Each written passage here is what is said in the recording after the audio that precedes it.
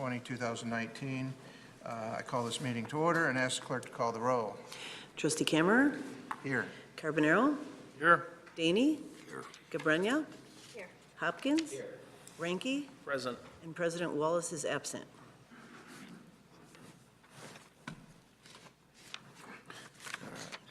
Just one second here. Where am I at? There we go. All right, this evening under Building and Zoning, be Chairman Hopkins. Thank you, Trustee Kammerer. There's two items on our agenda tonight. The first one is the Bannerman Special Use Permit. The petitioner is requesting a special use permit to allow outdoor seating, including the serving of food and liquor. The request is for Bannerman's located at 858 South Route 59 in the Bartlett Commons Shopping Center at the northwest corner of Stearns and Route 59. With that, if you could give us a rundown, Mrs. Crowe. Sure, thank you. As you mentioned, this request is for Bannerman's, which has occupied just over 12,000 square feet of the Bartlett Commons Shopping Center since 2007. The petitioner purchased Bannerman's from the previous owner in the fall of 2018, and they would like to convert the existing fenced-in area that was used by a previous tenant as an outdoor play area for the daycare center into an outdoor beer garden in the rear of the building, directly south of the Bannerman's lease space. The beer garden would include 10 tables with a total of 40 seats, and the petitioner is proposing to have TVs and possibly some games in the back, such as a beanbag toss, outdoor chess, and occasional acoustic music with no amplification. The existing 6-foot tall wood fence would be repaired, and new fencing would be installed parallel to the building to provide a separated 4-foot wide emergency exit aisle for the adjacent karate school, and this was requested by both the fire district and the building department. Bannerman's is currently open 7 days a week from 11 a.m. till 11 p.m., Sunday through Tuesday, 11 a.m. to 12 a.m. Wednesdays, 11 a.m. to 12:30 p.m. Thursdays, and 11 a.m. to 1 a.m. Friday and Saturday. And they currently have a Class A liquor license. The petitioner is requesting the outdoor beer garden to be open the same hours as the indoor operations. And staff is recommending forwarding this request to the Plan Commission for further review and to conduct the required public hearing. With that, is there any comments from the committee? I have a question I'd like to ask. If it's in here, I missed it, but how close is the nearest residence to where the beer garden be located? The closest home is about 185 feet. 185 feet. Yes. Okay. I will let the Plan Commission address that, but the concern that I have is that if we have any outside music and whatnot, TVs going, and it maintains the same hours as the operation of the current liquor license, we may have some feedback from the closest neighbors. You know, so that's a concern that I'd like the Plan Commission to address. I know this particular spot, it looks like it was occupied by the daycare. That's correct. Mm-hmm. Can we write in the ordinance, if we pass this, that if another daycare would like to move in, that they can't have an outdoor area right next to a beer garden? Can that be a condition? I'm sorry. I think that would be too appropriate to have an outdoor daycare facility or a playground next to So any tenant space, you mean, in the shopping center, or? at least, yeah, on that side of it anyway. I know that, Within close proximity, you're saying? Correct. Okay, okay. correct. I think that's something that could be done, but it affects the owner of the shopping center, who's trying to rent out those other spaces, so he would need to be, apprised of that. And he would know that you wouldn't approve of something with an outdoor use like that that conflicts if this happened to have be approved. So there's a way we can, but it would take some communication with the landlord as well if, to a condition like that. Reasonable request. Any other comments? I just want to concur with what Ray had said about, the neighbors and being loud until 1 a.m. is, to me, unreasonable if I were one of those residents. Yeah, I know we had, there was concerns about that before when I was in the Plan Commission with with Bannerman's having the outdoor, concerts and whatnot. We had some feedback from the neighbors, and they were able to work it out, and everything came out well, but that's why I'd like to see what the comments are from the Plan Commission when they have a public hearing on it. Oh, there won't be a public hearing on it, will there? Yes, there will. There will be? Okay.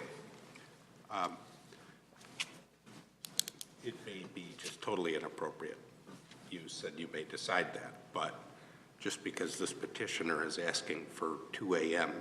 for this area to match its liquor license doesn't mean that has to be granted. Because Right. it's special use, you can have separate conditions and have shorter hours if you were going to consider and grant it, and so that, say, midnight, 10 during the week, if you so choose.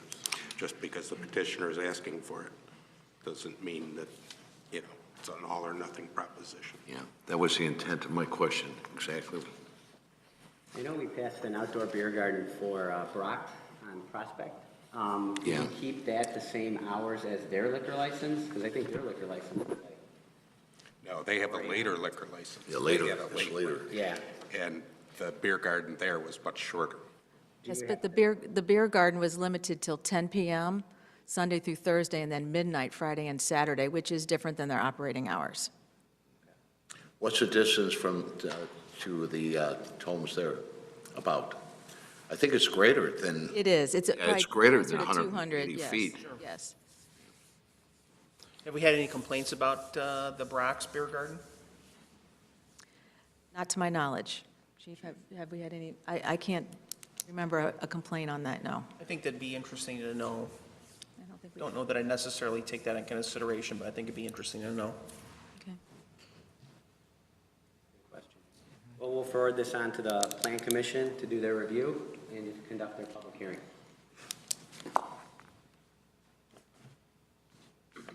The next item on our agenda is FJH Concept Plan.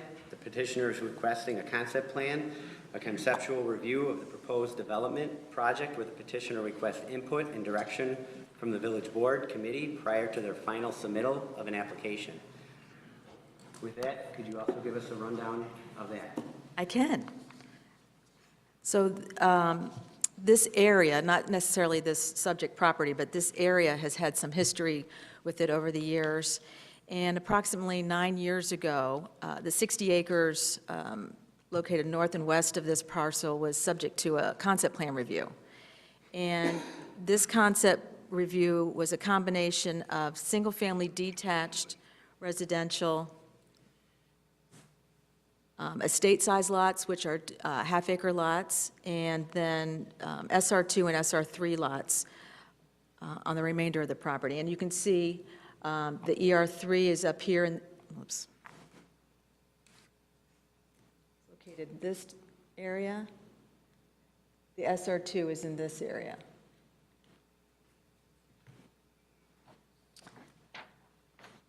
At the time, the Village Board Committee provided comments that were not favorable to the SR3 size lots, which are 8,100, and the petitioner revised the plans to eliminate the SR3 lots and to decrease the overall density.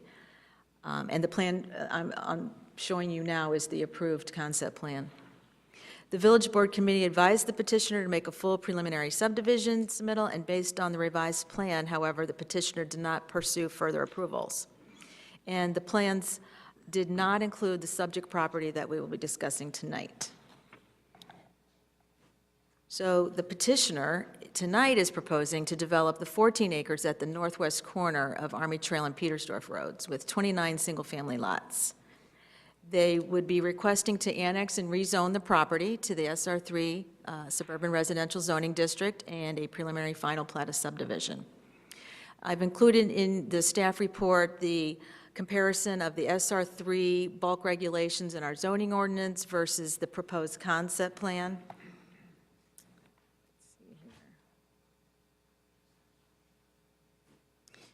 And you'll see that the SR3 requires 8,100 square foot lots. The concept plan is showing a minimum lot size of just over 10,000 square feet with an average lot size of 11,719.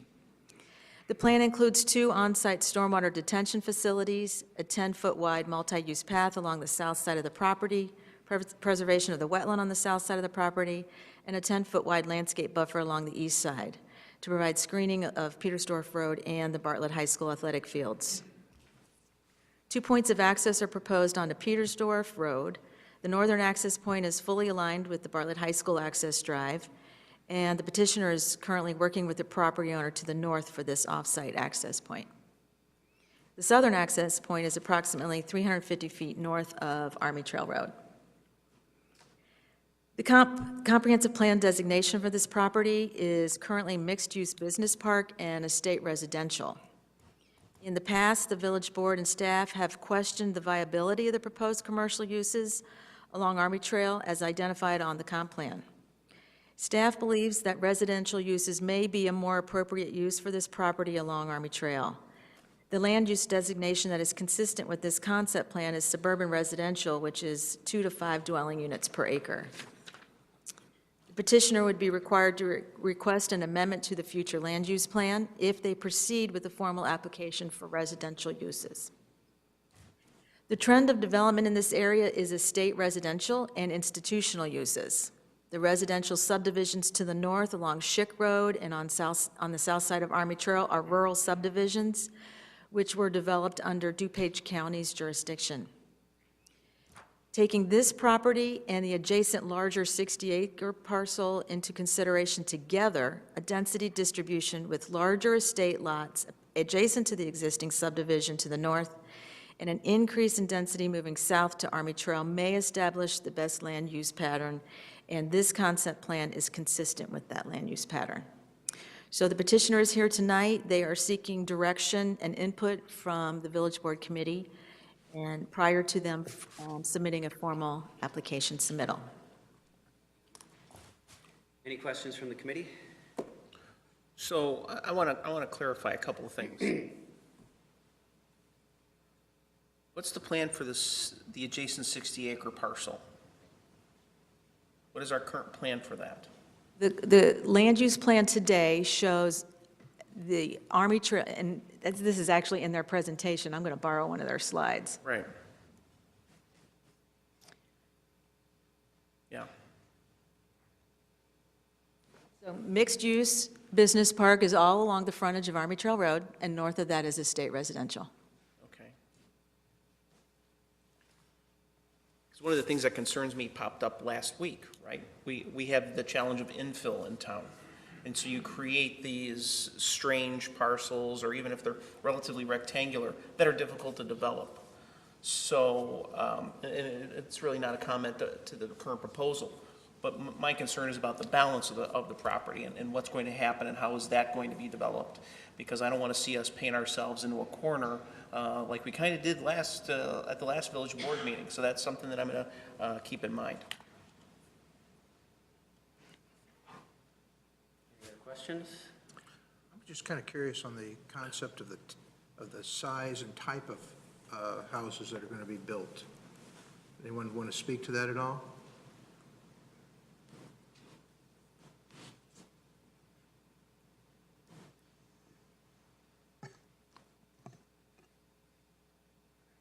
Good evening. I'm Vince Rosanova. I'm an attorney with the law firm of Rosanova and Whitaker. Here tonight on behalf of the applicant, which is the Pulte Group.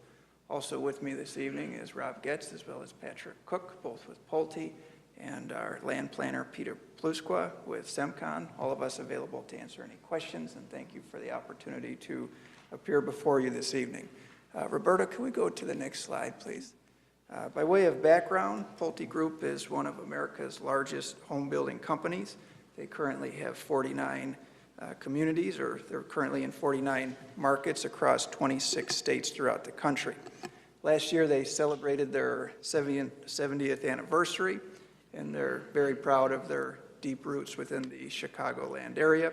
They've been building homes within Chicagoland for the past 50 years. They're a perennial top 3 builder, and they currently have 18 active communities in Chicagoland. With regard to the concept plan, I just have a couple comments to dovetail into Roberta's comments. We are proposing 29 single-family detached home sites over 14 acres. Overall, this creates a density of 2.07 homes per acre. Our average lot sizes will approach 12,000 square feet at 11,719. These provide for very desirable lots and create nice usable yards. There will be a 10-foot bike path along our south property line that we feel will enhance the overall pedestrian and bicycle connectivity, connecting to the east and ultimately one day to the west. The preservation of the wetlands along our south property line is certainly great from an environmental perspective, but it also serves as an additional buffer, additional separation from our homes to Army Trail. 2 access points will be located on Petersdorf. As Roberta indicated, we have reached out to the neighbor to the north to seek an access easement so we could align that access drive directly with the high school. Ultimately, if we're successful, that's where we hope to locate that access. If not, we're going to reconvene with staff and ultimately this board and seek further direction on that point. In addition to the 35-foot rear yard setbacks along Petersdorf, we're also going to be enhancing that area with a 10-foot wide landscape area to further the delineation between the rear of our homes and Petersdorf. The next slide I put together for the purposes of depicting how we meet and considerably exceed the SR3 requirements. I guess the 2 significant takeaways from this slide would be that at 11,719 square feet, we exceed the requirement by 1.5 times, and the overall density of 2.07 is significantly less than what is otherwise permitted in SR3 and borders along the estate residential comp plan designation of 0 to 2 homes per acre. We're at 2.07. So the next slide is for, just to give you an example of the inspiration sample elevations.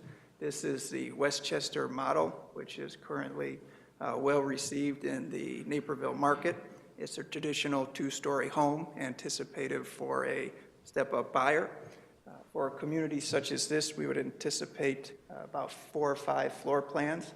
Each floor plan would have 4 or 5 elevations to create a great deal of variety within the community and avoid any chance of anti-monotony. The next slide illustrates 2 more inspirational elevations that are in the Chicagoland market. We would anticipate square footages would fall somewhere in the range of 2,600 to 3,300 square feet. There will be 3-car options, whether or not that's front load or tandem. Just as important as the exteriors, the next slide depicts the interiors. We're very proud of the interiors where we spend the vast majority of our time. They're modern, they're certainly consumer tested. They depict open floor plans as well as flexible spaces and floor plans designed for entertaining. So thank you for your time this evening, and we appreciate any feedback. Thank you. Did that answer your question? Well, I'm just curious how locked into Pulte is to the 2-story concept. Is there any thought process? I hear it constantly from people about ranch houses, how Bartlett needs more ranch houses. Is there any thought in expanding to doing anything with the ranch concept type of house? For this particular community, that would not be the concept. I understand where you're coming from, because I've heard that as well, and Pulte certainly has a lot of ranch product communities which are targeted towards, empty nesters or age-restricted or age-targeted, but a lot of the draw to this particular community we feel would be the proximity to the high school. We think that would be a significant attraction where people would want to live here, where their kids could have immediate access to the high school. Okay, thank you. I have this may be more of a curiosity question, but it kind of piggybacks on Trustee Renke's question or comment about islands of undeveloped area. looking at the example of where the site is located, there's now looks like to be about a 4-acre island between your proposed subdivision and the existing subdivision. Why not incorporate that so there is not an island of undeveloped area? Roberta, could you fast forward 2 slides, please? It's the one that says surrounding uses. Infill. Or maybe back. One back.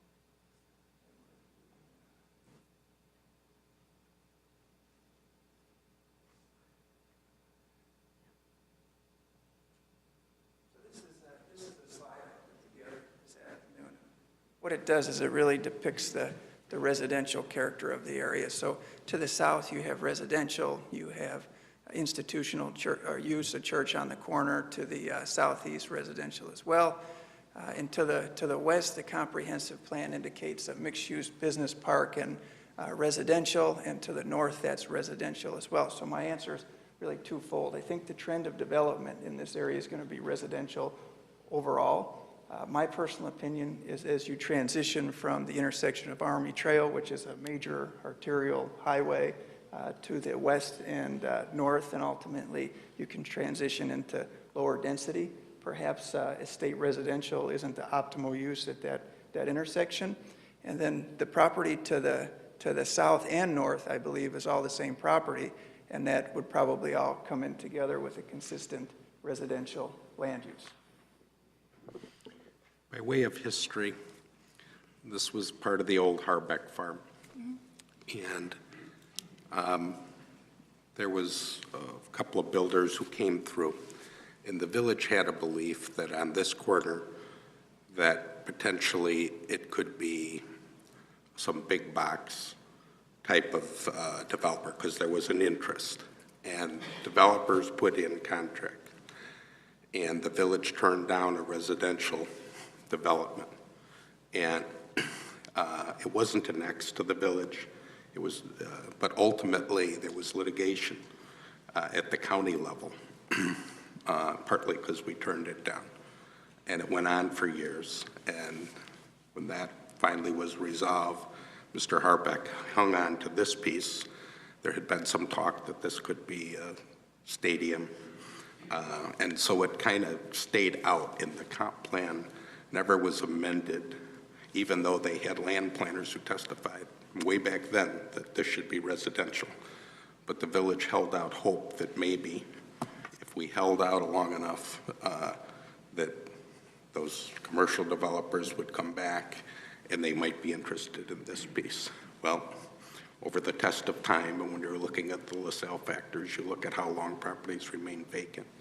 And frankly, I'm not seeing commercial back then or any, in the future. So it had a history as to why this corner sat out there and the rest of it developed. So Harbecke sold off part of that other property, but he was hanging on to this 15 acres throughout the litigation, and somehow the financial terms were different on this piece that he held out, and he's since passed.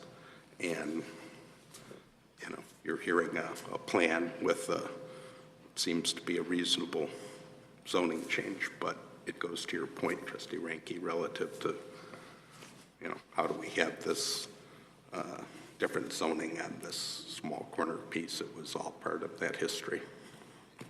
Does the same party own the subject property in the 60-acre remainder? Do we know No. that? They did. I don't think they do anymore. Really? So currently, the parcel to the west and north is owned by BAPS, and that's the landowner. Yes, okay. Currently working. And they ran utilities through there along a particular, what was a road layout that was similar to what you saw in that development, that extended it to the west and I believe across to serve their piece. And I believe at some point they had hoped that this would develop residentially based on where they granted easements for the utilities and things that run across that piece. They line up with the rights of way, with the roads. Interesting. Well, and you see where my concerns are going, because I don't want years from now, the owners, it will be BAPS, to come in and say, well, this 60-acre site, boy, we can't do anything with it. It has to be commercial, it has to be industrial. Just like 2 weeks ago, well, we have to do something with this. And the residents at this development and the residents to the north are going to be up in arms because now all of a sudden we're paying into this same corner again. Where they ran those utilities line up with some of the streets in that layout there. Really? So, yes, Wow, so it's that's going to be interesting. some kind of residential. It's not going to likely be, and their intent was to develop it residential. And that's where they allowed those easements to go ahead of time. They had the same engineer on that piece that was the engineer for the VAPS property. To your point, the water main is in along our north property line, which feeds right into your history there as it travels west. Thank you, that's very helpful information. Typically, what the homes retail for? I'm told that the high fours and the low fives, they're going to range between the high 490s and the low 500,000. The housing market's turning around. I like this subdivision. I'm obviously concerned, like Trustee Ranky and Trustee Grenia are, about the land use to the north and the west. Can we put a requirement in for people that are looking at these houses and make them aware that the parcel to the north and the west is zoned industrial, and they need to be informed of this prior to purchasing their home? I know I made a similar comment when the development off of West Bartlett was going in, and the people to the west of there also had a industrial site. So, We've done that in the past when there's industrial. I don't think there'd be I think we need to contact BEPS and see. I don't think they would have an objection to the rezoning. I may be speaking out of school here, but that's going to be easier for these folks. yeah. And more what I think you're thinking. Just for clarification. And it could just be an amendment. It's to the zoned comp plan. residential in the county. Land use plan shows mixed-use business park and residential, just so And our it's, comp plan. You're talking about our comprehensive plan. yes, but it's zoned in the Versus- county. The 60 acres surrounding this parcel is zoned in the county residential. But not in our land use. What's our land use? Well, I appreciate the concern that the trustees are coming up, but then somebody asked me something earlier this evening. You know, can't we rezone that property at this point in time? It's not in the village. Neither of these properties are located in the village. So the answer is no, but we Yeah, can it's- amend our okay, comp plan. all right. We can amend our comprehensive plan. To Trustee Hopkins' point, we wouldn't have an objection to adding a disclosure at closing to say, hey, look, home buyer, the property to the east is undeveloped, there's a chance it could come in as this, and we're making you well aware, and that could eliminate some constraints down the road for whatever they petition for.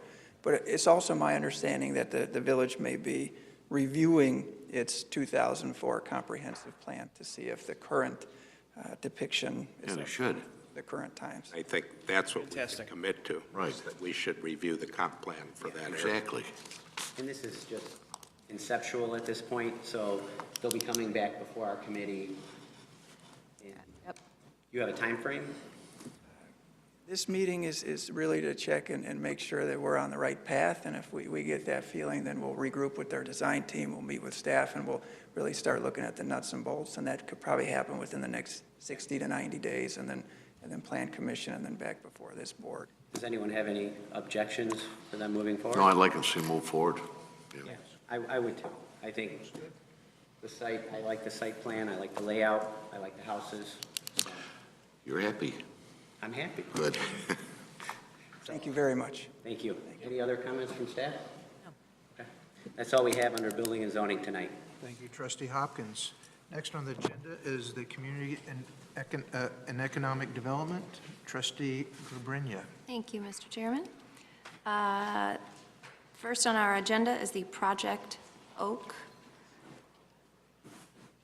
And in looking at this, the request is for property located at the east side of Spitzer Road, north of Commonwealth Edison, right-of-way for a proposed 399,696 square foot warehouse building.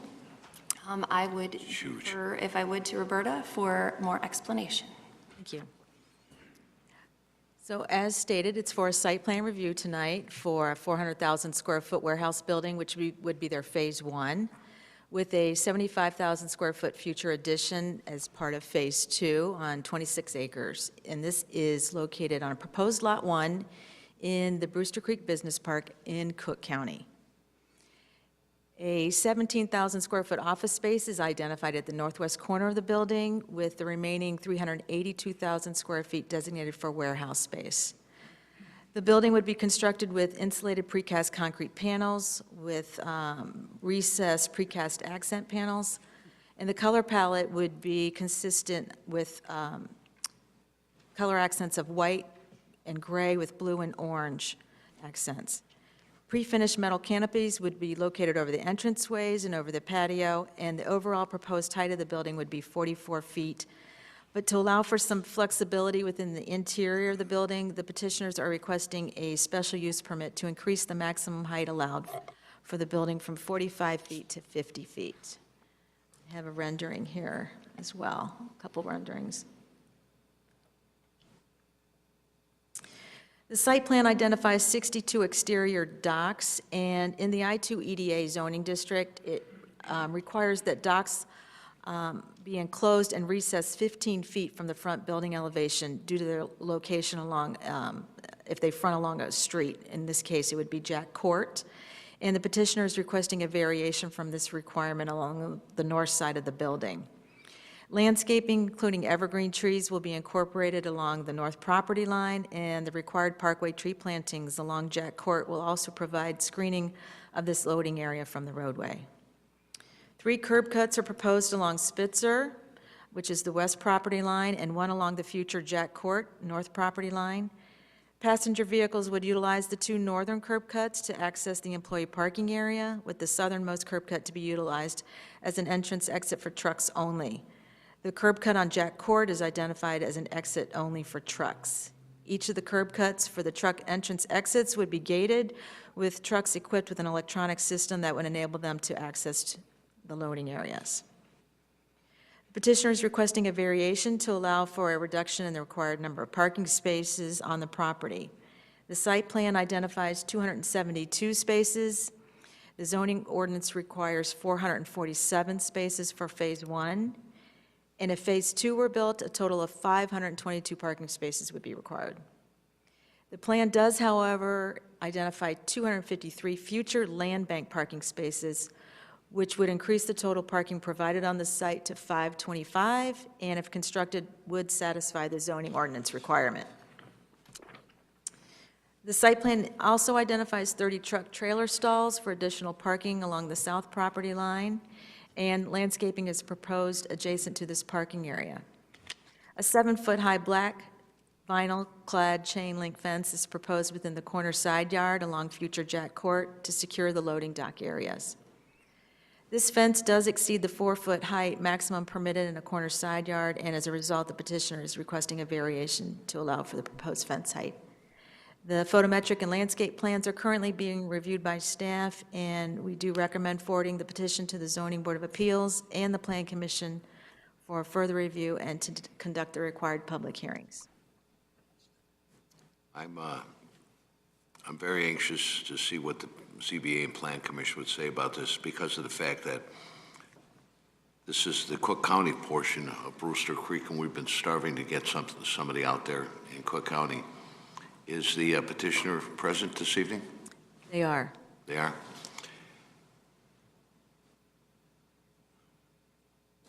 I have a question for clarification. Can you explain the parking variation? I'm not understanding how we could approve half the amount of parking required.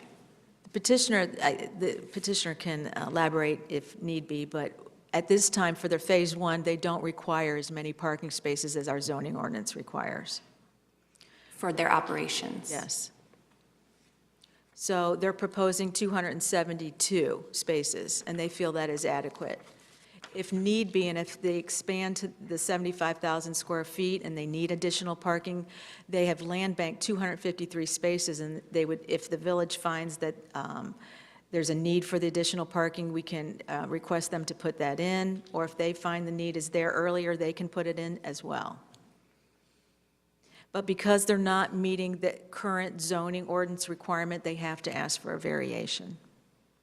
I just know that there was at least one other business in the business park that had a real problem with their parking and had to do a lot of shuffling, I think it was 2 years ago. So I just don't want that to happen again. I'm not understanding if we have a specific zoning for parking, this isn't 5% or 10% different, this is 40% different.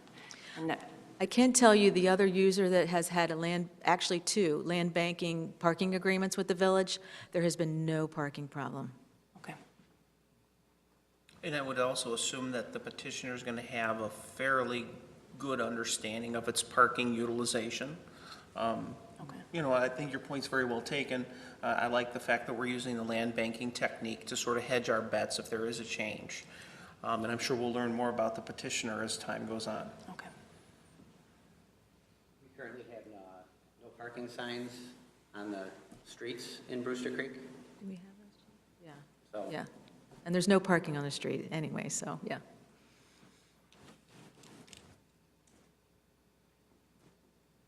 I have no additional questions. Anybody else, additional questions? And I like the building, I like the use. Yep, I do too. so, as recommended, let's forward this on to ZBA and Plan Commission for their thoughts. Okay. Thank you.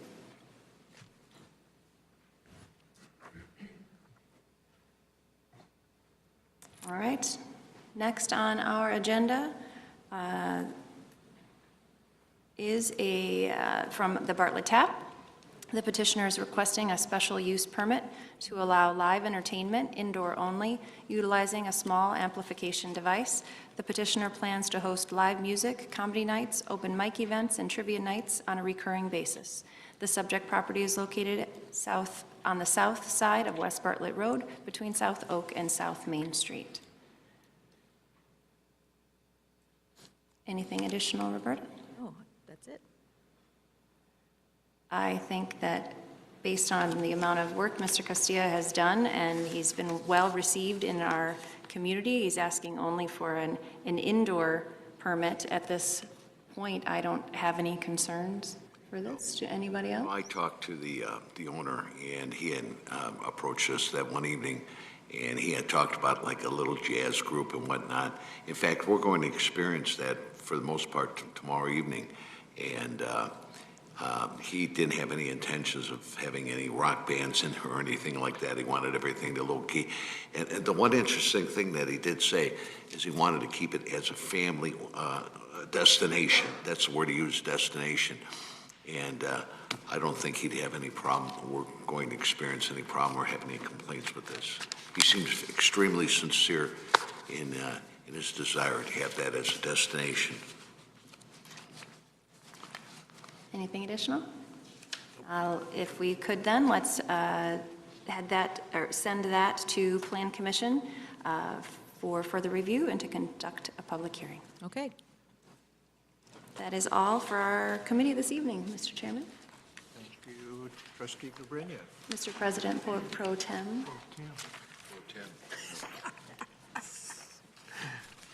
I move to Okay. adjourn. I think that is all we have this evening, so I will entertain a motion to adjourn. Some moved, second, whatever. So, it's moved by Trustee Hopkins, second by Trustee Carbonaro. Will the clerk please call the roll? Trustee Cameron, Yes. Carbonaro, Yes. Daney, I would just like to thank Trustee Trustee Carbonaro for his wonderful efforts this evening. You did such an outstanding job. You have us out of here in an hour. And If we're voting to adjourn the meeting, I would vote against that. I'd like to stay here and just listen to Trustee Cameron a little longer, but I will vote to adjourn. DeBrenya, Yes. Hopkins, Yes. Ranky. Yes. That motion carries. We are adjourned.